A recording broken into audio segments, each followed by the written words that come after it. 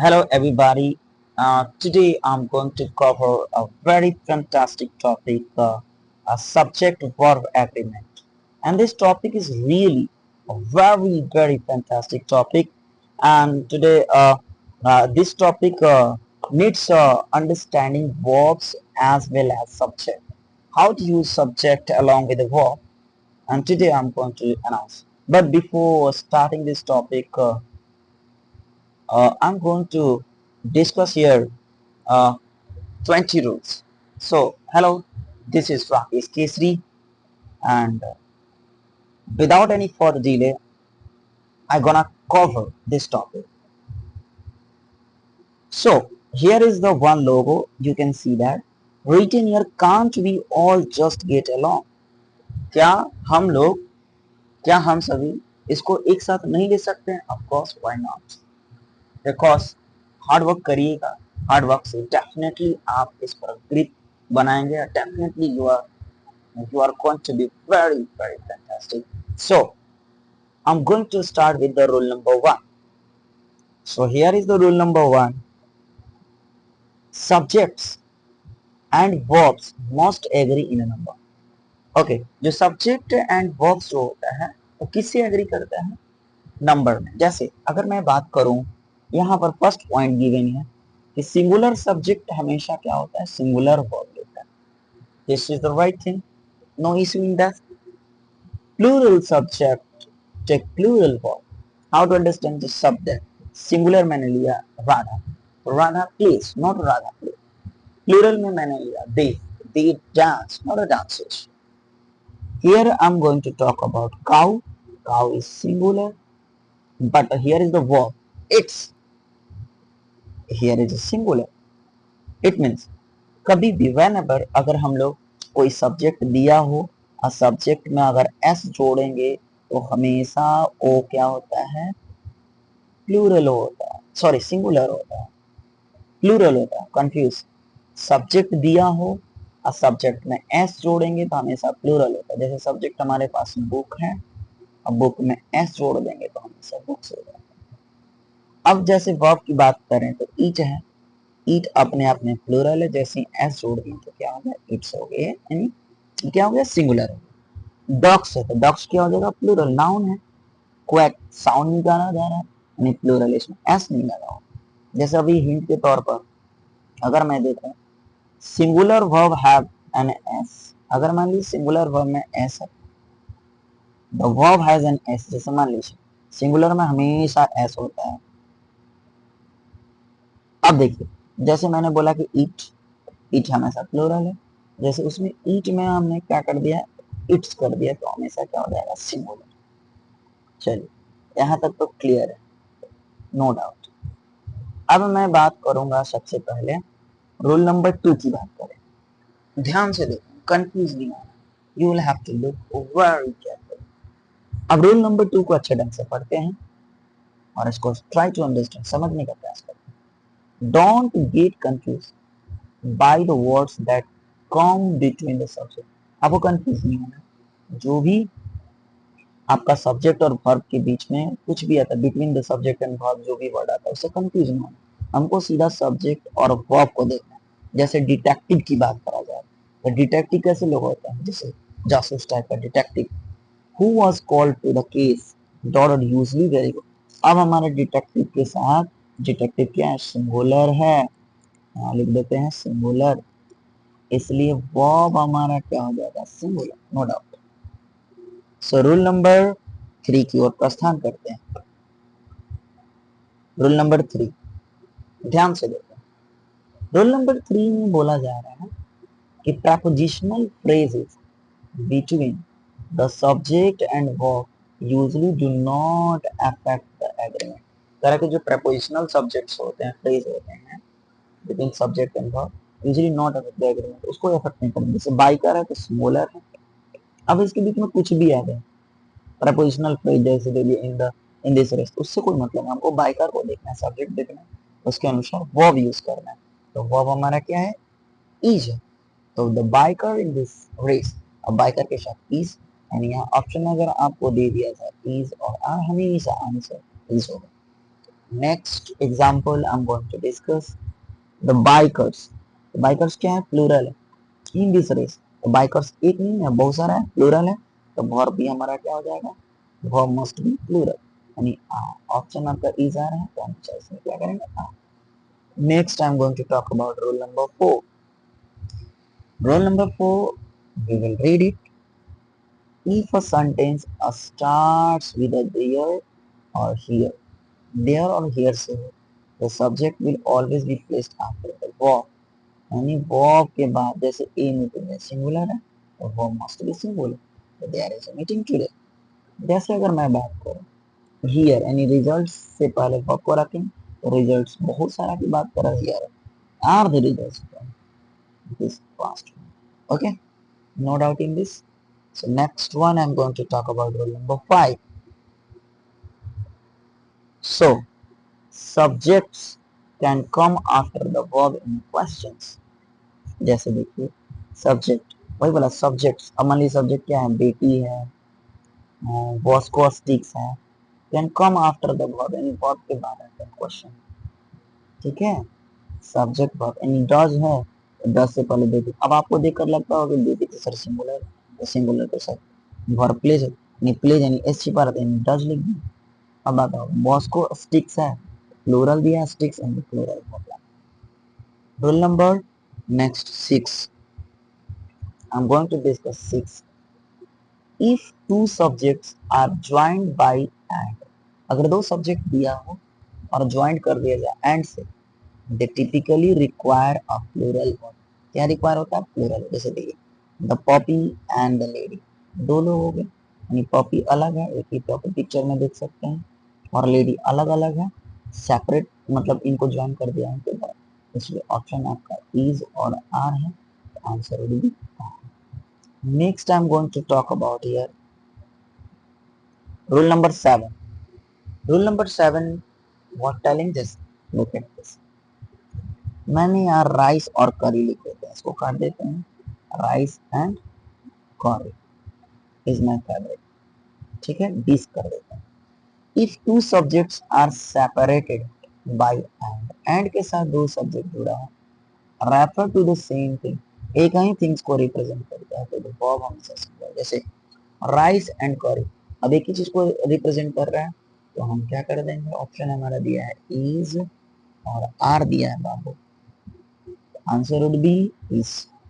Rule number 8। Rule number 8 क्या बोल रहा है उसको देखते हैं। कह रहा है if both subjects are singular, दोनों सब्जेक्ट क्या हो? Singular and connected by or nor neither dot dot not either dot dot or and not only dot dot but also the verb is singular। जैसे सैली singular है, हाँ बुब्बा भी singular है, दोनों singular, इसलिए वर्ब क्या हो जाएगा? सिंगुलर। यानी आपको ऑप्शन दिया रहा है हैज और हैव दिया रहा है बाबू, answer would be has. Next, not only the guitar player but also the drummer। ठीक है, दोनों सब्जेक्ट क्या है? सिंगुलर है, इसलिए वर्ब भी हमारा क्या हो जाएगा? सब विद स्विच यानी वाज, और हमारा क्या दिया? वर्ब दिया, आंसर हो जाएगा। Next I am going to talk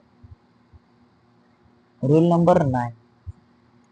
If both subjects are plural and connected by the words or not, neither dot or not, either dot or not only slash but also, तो verb is plural। verb क्या होता है? plural होता है।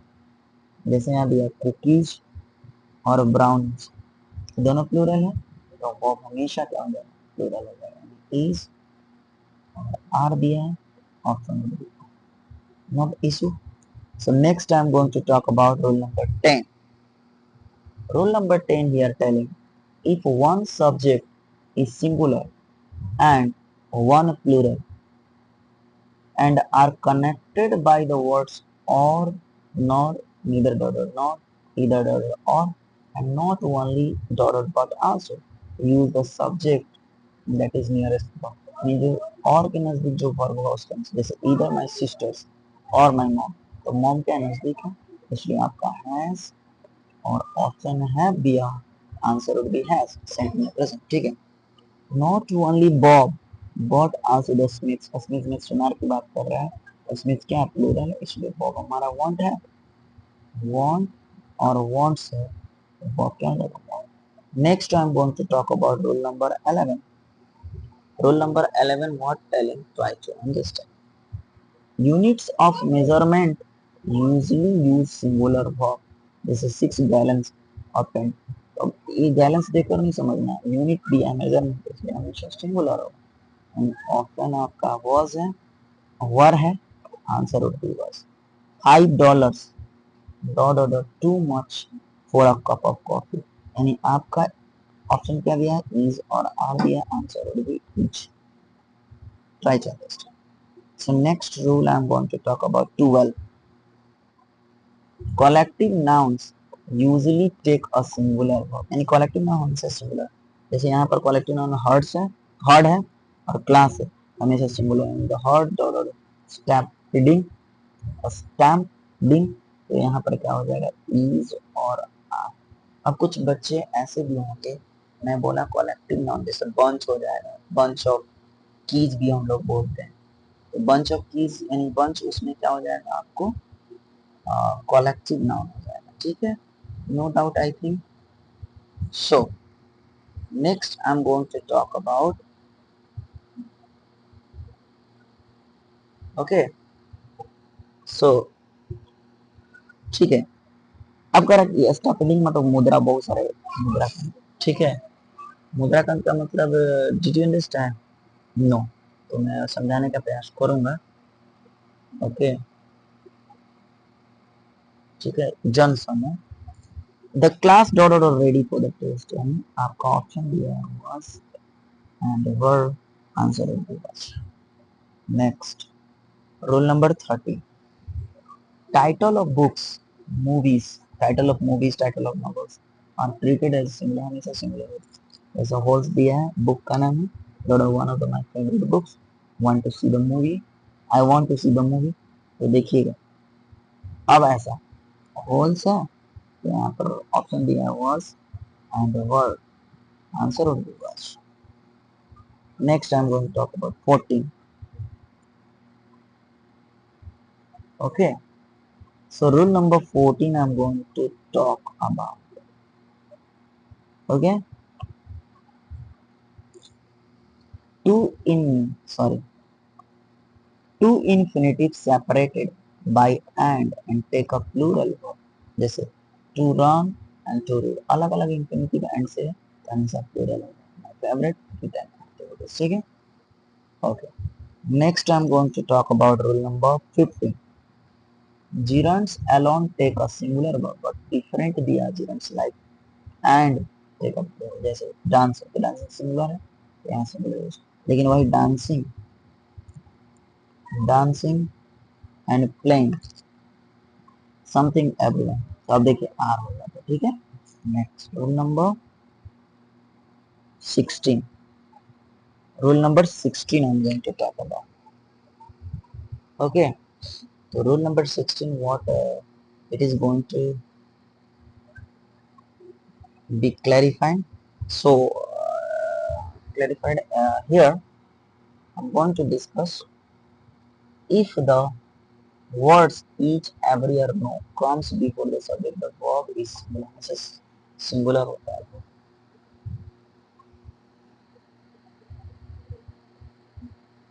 यानी आपका verb कैसा होगा, सिंगुलर होगा,